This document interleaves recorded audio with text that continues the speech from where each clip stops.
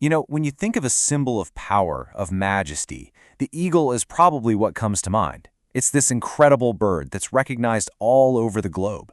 From the frozen rivers of Alaska all the way to the jagged peaks of the Alps, the eagle is seen as a true ruler, a sovereign of the sky.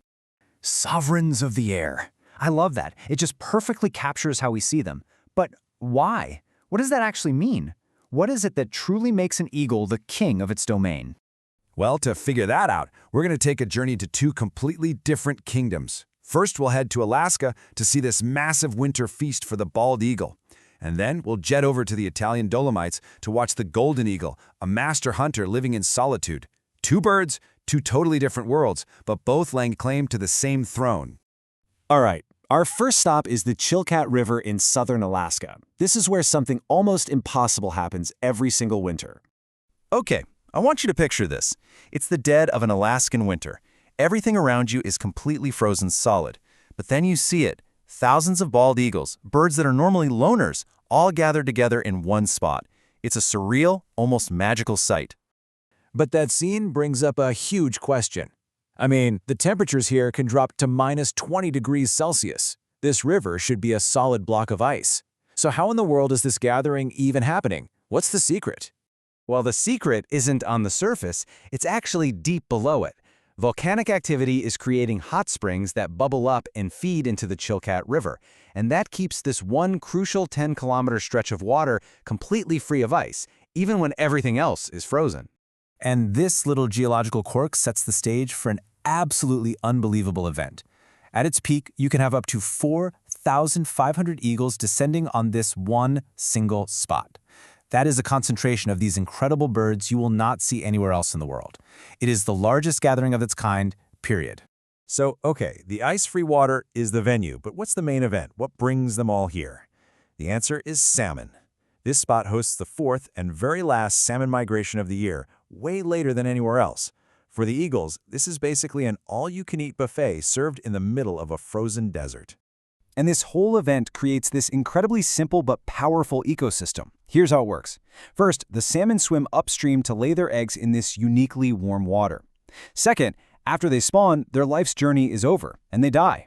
Step 3, their bodies become a 5-star meal for the eagles. We're talking thousands of pounds of protein just floating by. And finally, whatever is left over fertilizes the soil, making the whole area incredibly lush. It's a perfect circle. But don't think for a second that this feast is a free-for-all. Oh no, there is a very clear hierarchy here. The younger eagles, the ones with the brown heads and speckled feathers, they're at the bottom of the ladder. They have to wait their turn. The true kings of this feast are the veterans, the birds that are over 6 years old, the ones who've earned that iconic white head.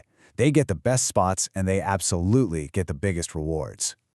All right, now let's leave that bustling, noisy feast in Alaska behind us and travel to a completely different kingdom, a kingdom of stone and sky in the Dolomite Mountains of the Alps. And here we meet a different kind of ruler, the golden eagle, Europe's largest bird of prey. You won't find a great gathering here, no easy feast. This is a world of pure solitude, where a single pair of eagles reigns over a huge vertical territory. And the menu? It couldn't be more different. The golden eagle isn't a scavenger waiting for a meal to float by. It is an active, skilled precision hunter. Marmots make up most of their diet, but they also hunt young mountain goats, known as chamois, and ptarmigan. This is a life that requires incredible skill and effort. So the social structure is completely flipped.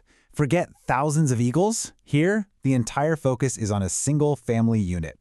The one and only goal for this pair is to hunt enough food to raise just one chick in their remote nest, their eyrie, which is perched precariously on a high cliff face.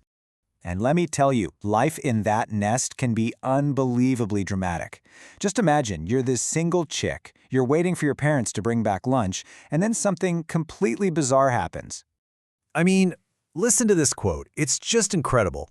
A parent eagle drops what it thinks is a dead marmot into the nest. But this little guy, he is far from being dinner.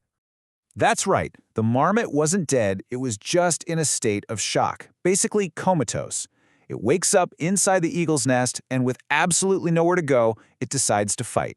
You have this incredible life-or-death struggle between a terrified but really brave little mammal and a very confused young eagle. This unbelievable scene just highlights the constant pressure these parents are under. To raise that one chick, they have to deliver about 25 kilograms of meat to the nest. Every single hunt, every catch is absolutely critical.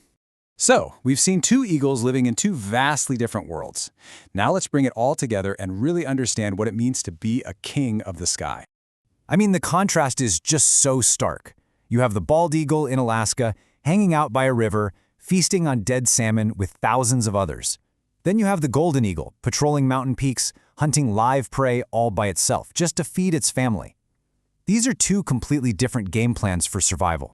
So this really shows us that there's more than one way to rule. One eagle becomes a master of community, of seizing an opportunity when there's incredible abundance. The other becomes a master of the hunt, thriving through pure skill, precision, and solitude. And yet, for all their differences, they both showcase the one trait that truly defines an eagle: incredible adaptability. It's that amazing ability to read an environment and figure out the absolute perfect strategy to conquer it.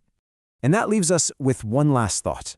Is a sovereign defined by the ability to command a feast for thousands, or by the skill it takes to raise a family against all odds, all alone?